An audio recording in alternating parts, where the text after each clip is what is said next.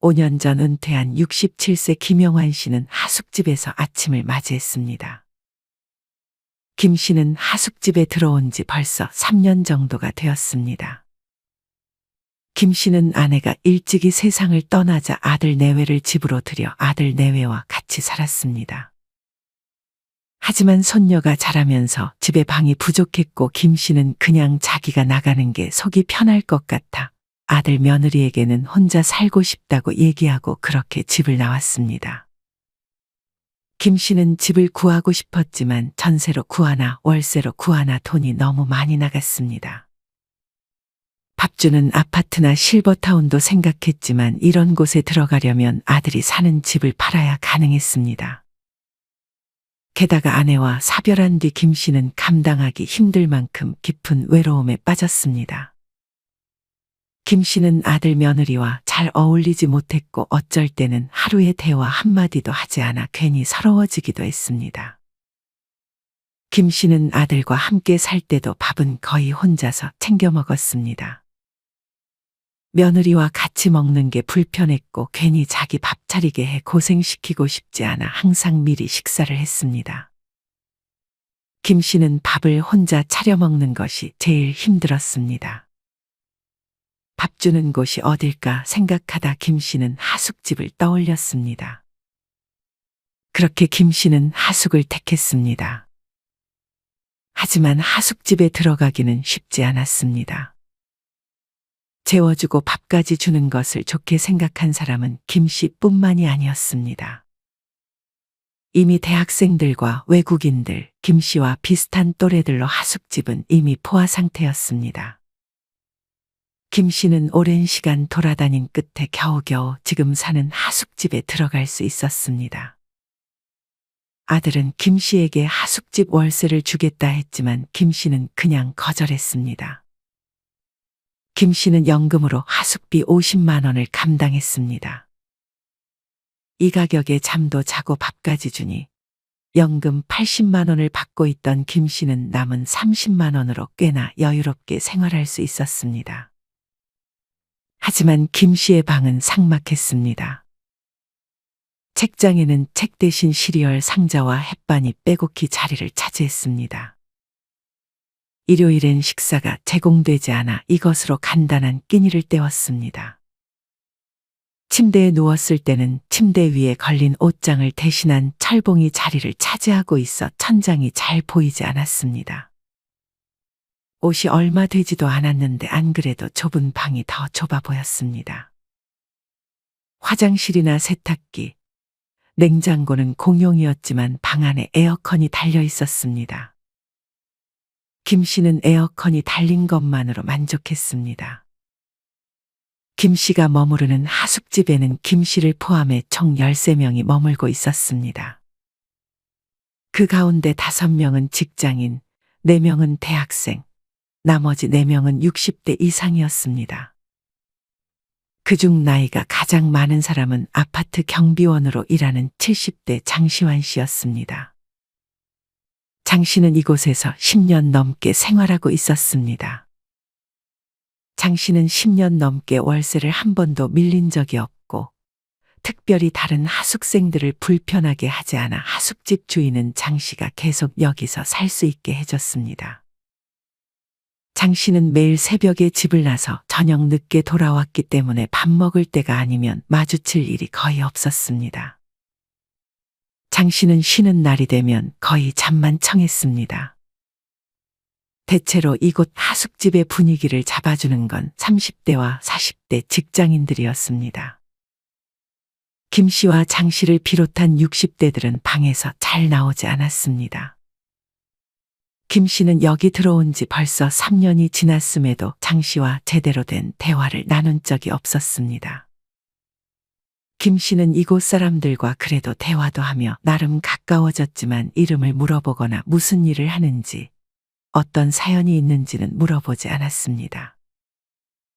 여기서는 그런 개인적인 것들을 물어보지 않는 것이 암묵적인 규칙이 되었습니다. 김 씨는 사실 젊은 시절 하숙집에서 지내본 경험이 있었습니다. 하지만 예전 하숙집과 지금의 하숙집은 분위기가 많이 달랐습니다. 그 당시에는 다 젊은 친구들이었고 서로 아주 친했습니다. 이때 하숙집은 대학생들의 전유물이었습니다. 저렴한 가격에 따뜻한 집밥까지 제공이 되니 고시생이나 지방에서 올라온 대학생들에게는 이만한 선택지가 없었습니다. 이때는 하숙집마다 적게는 7명, 많게는 30명이 넘는 곳도 있었습니다. 김 씨는 그 당시 친했던 하숙집 단짝 친구를 간만에 떠올렸습니다. 그때는 식사할 때가 되면 모두 둘러앉아 같이 이야기를 나눴습니다. 그땐 핸드폰이나 그런 것도 없어 지금처럼 밥 먹을 때 핸드폰을 보며 식사하지 않았고 다 같이 모여서 TV를 보기도 했습니다. 어떤 친구는 하숙비로 백미 30kg을 가져오기도 했고, 하숙집 주인은 대학생들을 깨워주고 아프면 약도 사다 주며 부모님의 역할을 대신 해주기도 했습니다. 학교 늦겠다. 어서 와 밥 먹어. 아줌마, 오늘 반찬이 너무 좋아요. 자고 일어나면 밥상이 딱 차려져 있는 것이 김 씨는 제일 좋았습니다. 김 씨는 하숙할 당시 하루 세끼 상다리가 휘어지게 차려주던 정많은 아주머니를 떠올렸습니다. 지금은 아마 80 후반의 나이가 됐을 것이라며 만수무강 하시길 기원했습니다. 당시만 해도 하숙집에 어르신은 없었습니다. 김 씨의 기억으로는 외환위기 때도 하숙하는 어르신을 본 기억이 없었습니다. 하지만 노인 하숙생이 늘어나기 시작한 것은 2003년, 2004년 정도였고 2008년 금융위기가 터지면서 이때부터 눈에 띄게 노인들이 늘었습니다. 김 씨는 이날 늦은 아침을 먹었습니다. 다들 먹고 학교를 가거나 출근했는지 주방은 썰렁했습니다. 그래도 김 씨는 여기에 살며 서로 얘기는 많이 안 하더라도 사람 냄새 맡을 수 있고 그림자라도 볼 수 있는 이곳이 좋았습니다. TV 소리도 들리고 문 여닫는 소리 하나에 김 씨는 위안을 얻기도 했습니다. 들어왔는데 누군가 사람이 안에 있으면 쓸쓸한 마음이 달래지기도 했습니다. 이날 김 씨는 볼일을 보고 저녁에 들어왔습니다. 하숙집에 들어오니 밥 짓는 냄새가 풍겨왔습니다. 이날은 직장인 한 명이 퇴소하고 새로운 젊은 대학생 한 명이 새로 들어온 날이었습니다. 다들 불편하지 않을까 새로운 대학생을 배려해 이목을 집중시키진 않았습니다. 여기 있는 60대 대부분은 젊은 사람 불편하게 말을 걸거나 이것저것 캐묻지 않았습니다. 그냥 눈 마주치면 가볍게 인사하고 자기 할 일만 하니 젊은 사람들도 별로 불편해하지 않았습니다. 하지만 다른 하숙집은 사정이 많이 다른 듯 했습니다. 다른 곳도 김 씨가 머무르는 하숙집과 마찬가지로 노인과 대학생들이 같이 사는 곳이 많았습니다. 하지만 노인이 젊은이들에게 따돌림 아닌 따돌림을 당해 하숙집에서 나가게 된 사례도 있었습니다. 하숙집 주인은 김 씨에게 옆집 하숙집에서는 60대 어르신 3분이 있었지만 지금은 다 나갔다며 젊은 친구들은 어르신들이 말을 거는 것을 불편하고 귀찮게 생각한다고 조언했습니다. 원래 굳이 말을 걸진 않았지만 김 씨는 더욱 조심해야겠다고 생각했습니다. 김 씨는 그렇게 다음 날도 하숙집에서 밥을 먹고 잠깐 밖으로 나와 이곳저곳 돌아다니며 어디 일자리 들어갈 수 있는 곳이 없는지 찾아봤습니다. 요즘 같은 고물가 시대에 잠도 재워주고 밥까지 주는데 저렴한 하숙집에서 생활할 수 있다는 것을 김 씨는 큰 행운으로 여겼습니다. 요새 하숙집에 대한 인기가 날로 늘어가고 있다고 합니다. 특히나 대학생들에게 인기가 많았습니다.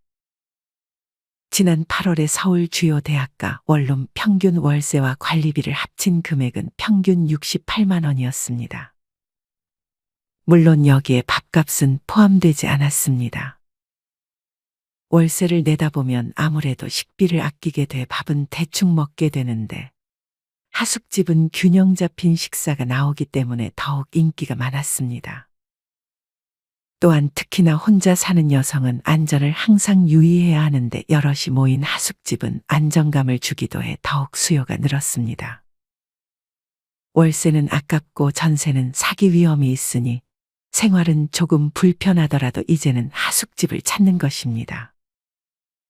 하숙집을 찾는 것은 젊은 대학생뿐만이 아니었습니다. 최근에는 중장년층은 물론 60대에서 80대 노년 직장인 연금 수혜자 노인들도 많이 입주해 산다고 합니다.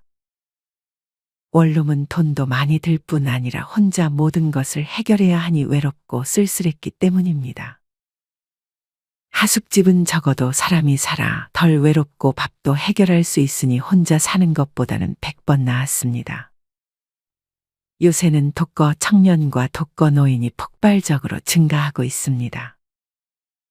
행정안전부 통계에 따르면 전국의 1인 가구는 1,005만 8,348가구로 전체 가구의 약 42%를 차지했습니다. 1인 가구 70%는 2030 청년들이 32%, 60대 이상이 38%를 차지했습니다. 젊은 청년들뿐 아니라 저렴하고 덜 외로운 하숙집은 중노년층에게도 인기가 있을 수밖에 없습니다.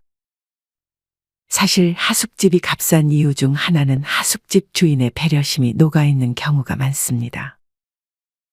서울에서 하숙집을 운영하는 어느 주인은 5년 전부터 지금까지 학생들의 주머니 사정을 생각해 가격을 단 한 번도 올리지 않았다고 합니다.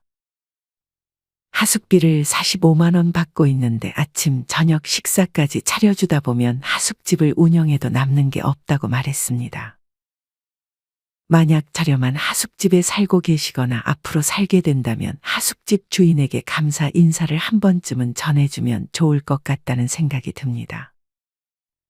하숙집은 단순히 잠만 자는 곳이라기보다는 진짜 집 같은 따뜻한 경험을 할 수 있다고 하숙생들은 입을 모아 말합니다.